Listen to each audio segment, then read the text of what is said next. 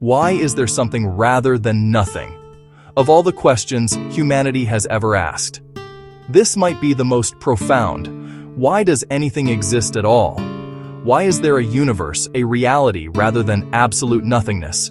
Why doesn't it all look like this? Hello. The German philosopher Gottfried Leet famously asked this very question, concluding that there must be a necessary being, something that exists by its own nature. Many religious traditions take this as an argument for God, but not everyone agrees. Bertrand Russell dismissed it outright, saying, "The universe simply is, and there's no further explanation needed," which is a quite boring and unimaginative answer if you ask me. Modern physics, however, offers other possibilities. The Big Bang Theory suggests our universe had a beginning. But what came before it? Some physicists argue that quantum mechanics allows for something to emerge from nothing, an unstable vacuum state that inevitably produces existence. Others propose that our universe is just one of many in an infinite multiverse, removing the need for a singular cause. Still, these explanations only push the question further. Why do these laws of physics exist in the first place? Why not nothing? Perhaps, as Martin Heidegger suggested, this is simply the fundamental question of existence. One we may never truly answer. But one thing is clear: there is something rather than nothing. So now that you are here, you might as well get the best out of it. Does God exist? If there is something rather than nothing, does that imply a creator? For centuries, this question has fueled debate between philosophers, theologians, and scientists alike. The cosmological argument, famously put forth by Aquinas, asserts that everything in existence must have a common trace. Those causes back far enough, and there must be an uncaused first cause. Something that exists by necessity rather than contingency, often identified as God. The teleological argument, or the watchmaker analogy, suggests that the universe's complexity and order hint at intelligent design. Even modern physics, with its precise fundamental constants, has led some scientists to believe the universe is fine-tuned for life, suggesting a creator. But skeptics argue that science provides natural explanations. Evolution explains the diversity of life without divine intervention. The problem of evil challenges the notion of an all-powerful, all-good God. If he is good and sentient, why allow suffering? Some argue that belief in God is a product of human psychology, a way to find meaning in a chaotic world. The debate continues. Science hasn't proven God's existence, but it hasn't disproven it either. Personally, I'm agnostic. I don't know, and I don't think anyone does or ever will. Some see God as the answer to existence, others see no need for one in the end. It might be a question we're simply not meant to answer. Are we alone in the universe?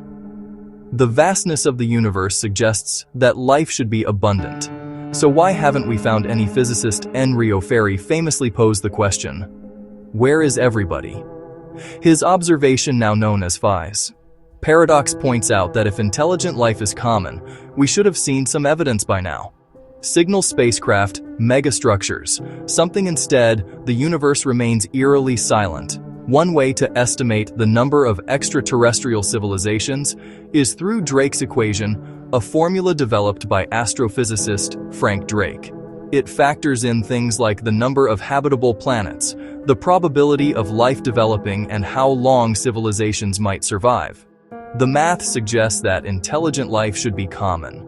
But where is it? One possibility: we may be alone. Intelligent life could be extremely rare. Another civilizations self-destruct before reaching interstellar travel. Or they could be actively avoiding us. Some believe that civilizations exist, but choose to stay quiet out of fear. This idea, known as the dark forest theory, suggests that shouting into the void is dangerous. Because if intelligent species compete for survival, it might be best to remain hidden. If the dark forest theory is true, it is a bit awkward for us. Oops, but if that theory is wrong, then why the silence? Are we the first? Are we the last? Or are we simply not listening proper? I don't know which is more terrifying, the idea that we are truly alone, or that other intelligent beings exist, ones that might see us in the same way as we once saw lesser developed civilizations here on Earth. If history is any guide, First contact doesn't always end well. What is consciousness? Consciousness is the core of human experience, the awareness of self-thoughts and sensations. Yet science and philosophy still struggle to define what it truly is. Philosopher David Chalmers differentiates between the easy problems explaining how the brain processes information and the hard problem. Why does brain activity create subjective experience? Why does it feel like something to be conscious? Most scientists take a materialist view, arguing that consciousness emerges from neural interactions. Some believe it's just advanced information processing, while others see it as an illusion. Neuroscience ties consciousness to activity in the cerebral cortex, and thalamus brain scans has identified brain activity associated with awareness, suggesting that consciousness only happens in the brain. However, not everyone agrees. In contrast, dualists following, Dart suggests that consciousness exists separately from the physical body, a view shared by many religious traditions that link it to the soul. Some theories go even further. Panpsychism suggests that consciousness is a universal property of matter, while quantum theories like those of Roger Penrose propose that consciousness arises from quantum processes in neurons. If materialists are right, and consciousness arises purely from physical processes, could artificial intelligence ever become truly conscious? Some argue it can only mimic awareness, while others believe a sufficiently advanced AI might develop subjective experience if robots can gain awareness. Does that mean that we are just biological machines? Or is awareness something deeper, perhaps even fundamental to existence itself? Do we have free will? The question of free will, whether we truly make choices or merely follow predetermined paths, has been a philosophical battleground for centuries. Some argue that we are the architects of our own actions, while others claim that our sense of control is just an illusion. Many believe in libertarian free will, the idea that human beings can make genuine choices unconstrained by past events. This view underpins our sense of moral responsibility. Punishment and reward only make sense if people have the capacity to choose between right and wrong. Religious traditions often affirm this belief.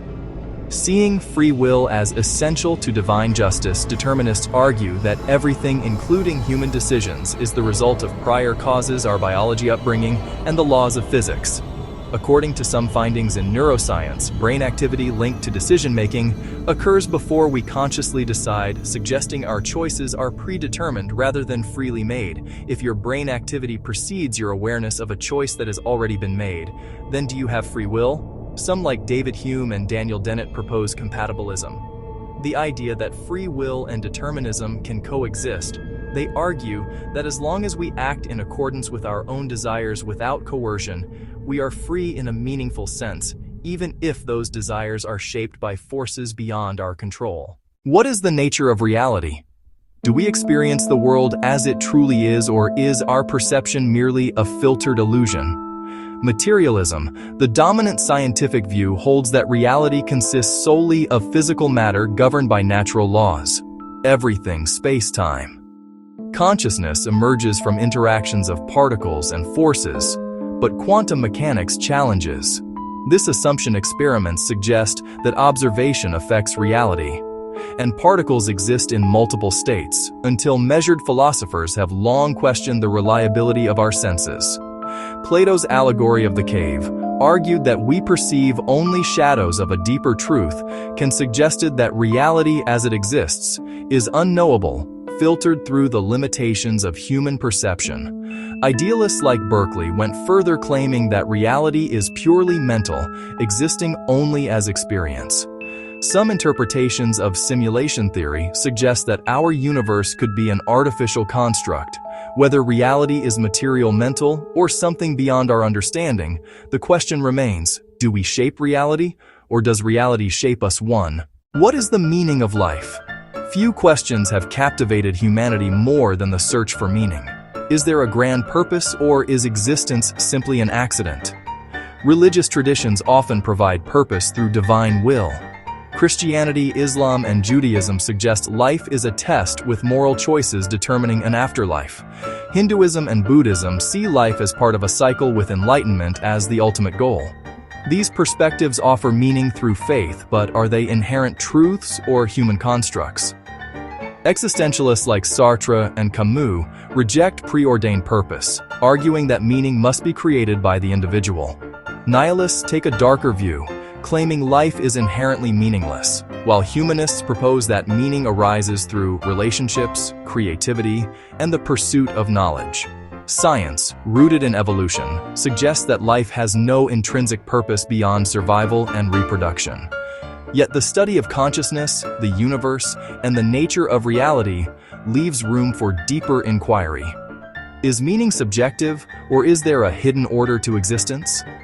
Ultimately, the answer may be whatever we choose to make of it. Is there life after death? Few questions have haunted humanity as deeply as what happens after we die. Every culture, religion, and philosophy has grappled with the mystery, yet no definitive answer exists. Does consciousness continue in some form, or is death simply the end? Many religious traditions claim that an afterlife awaits in Christianity. Islam and Judaism, souls are believed to persist in heaven, hell, or other spiritual realms. Hinduism and Buddhism teach reincarnation, where the soul is reborn in a cycle of karmic justice until reaching enlightenment. These beliefs offer comfort and guidelines on how to obtain the best outcome. But are they more than wishful thinking? From a scientific standpoint, the dominant view is materialism. The idea that consciousness is a product of the brain, and when the brain dies, so does the mind. Near-death experiences challenge this notion. People who have clinically died and been revived often report floating above their bodies, seeing bright lights, or encountering deceased loved ones. Some claim to have recalled events they couldn't have physically witnessed, leading some researchers to question whether consciousness might exist separately from the brain. One theory we've already touched on, Roger Penrose's quantum theories, suggests that consciousness might be more than just a product of the brain. If true, this raises the possibility that it doesn't simply vanish when we die, but without empirical proof, the question lingers: does something await us on the other side, or is death truly the end? Alright, so those were some of the biggest philosophical questions we humans face. Which one keeps you up at night? Let me know in the comments below. Thanks for watching. Cheers.